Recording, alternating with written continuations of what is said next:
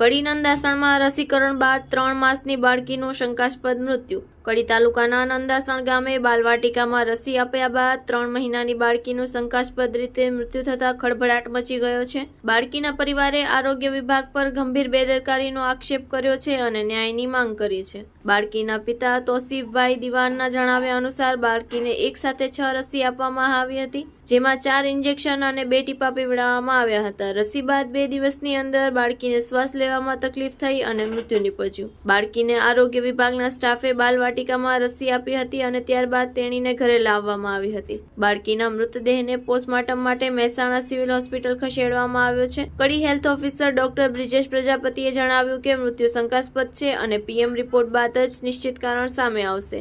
આરોગ્ય વિભાગે નિયમો અનુસાર જ રસી આપ્યા હોવાનો દાવો કર્યો છે। બાળકીના પરિવારનો આક્ષેપ છે કે આરોગ્ય વિભાગની બેદરકારીને કારણે બાળકીની જાનહાનિ થઈ છે અને તેઓ સખત કાર્યવાહી અને ન્યાયની માંગણી કરી રહ્યા છે। Report by Ismail Gachi, Kadi.